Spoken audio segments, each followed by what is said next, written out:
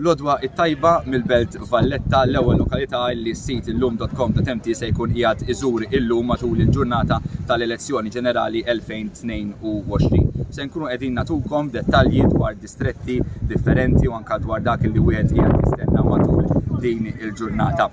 Bdejna mill-Belt Valletta li tagħmel parti mill-ewwel distretti li tinkludi wkoll il-lokalitajiet tal-Furjana, il-Ħamrun, il-Marsa, il-Pjetà, Gwardamanġa u Santa Venera.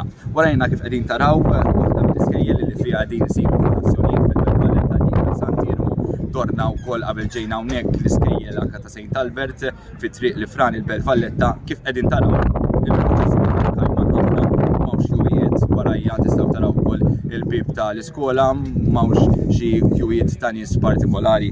Se nkunu qegħdin nagħtu ħarsa ftit dettalji issa lejn id-distretti għaliex hawnhekk se jkunu qegħdin jifutaw xejn inqas minn 24,799 persuna.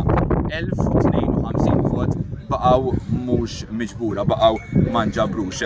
Fuq dan id-distrett hawn diversi kandidati biss ngħidu li l-Partit Laburista għandu 11 il-kandidat u l-Partit Nazzjonalista għandu 7 se nkunu qegħdin inħarsu lejhom naraw min huma għall-Partit Abba fuq dan id-distrett jikkontestaw Semi Farrugia u Antonja Gawċi, għall-ADPD għandna l-Anthony Emmanuel Buttigieg u b'mod indipendenti joħroġ ukoll Noel Apap. Għall-Partit Laburista hemm dawn il-kandidati Sean Apap Mary, Aaron Farrugia, Keith John Azzopardi Tanti, Giudeo Taddeo De Battista, Andrew Ellul, Christopher Grima, Cressida Gallia, Raymond Abela, Jose Herrera, Davina Sammuthili u Joseph Matthew Attard. Għal-Partit Nazzjonalista imbagħad għandna lil Josiane Cardona Gatt, il-Mario Damarco, il-Christian Darren Mikallef, il-Paula Mifsud Bonnici, Justin Schembri, Darren Karabot, James Aaron Ellul. Għal-Partit Popolari żewġ kandidati li huma Giuseppe Aquilina u Clint Calleja. Ħanraw istax ġara fl-aħħar elezzjoni ġenerali ġifieri dik tal-2017 hawnhekk f'dan id-distrett, l-ewwel distrett.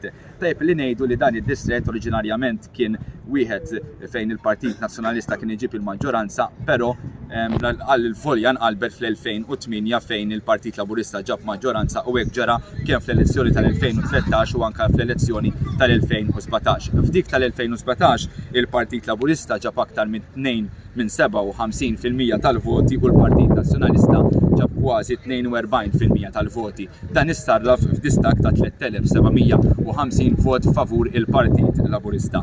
Tella 3 siġġijiet il-Partit Laburista u 2 deputati il-Partit Nazzjonalista. Aħna mill-Belt ħanifqgħu hawnhekk ħankunu qegħdin immorru issa fil-5 distrett se nżuru l-lokalità ta' Birzebbuġa, però matul il-ġurnata se nkunu qegħdin intukom ukoll dettalji dwar dak li jkun qiegħed jiġri. Nafu pereżempju dalgħodu li l-Prim Ministru se jkun qiegħed jivvota għal ħabta tad-9 ġewwa Whitline. Kap tal-Oppożizzjoni qatt m'għandniex l-informazzjoni, però nkunu qegħdin intukom din l-informazzjoni matul il-ġurnata u anke informazzjoni oħra dwar dak li ħajkun għaddej tal-voti fin-naxxar. Tajb infakrukom in il-votazzjoni fetħet fis-7 ta' dalgħodu u tagħlaq il-lejla fl-10. Minn hawnhekk għal Birzebbuġa nintaqgħu dalwaqt.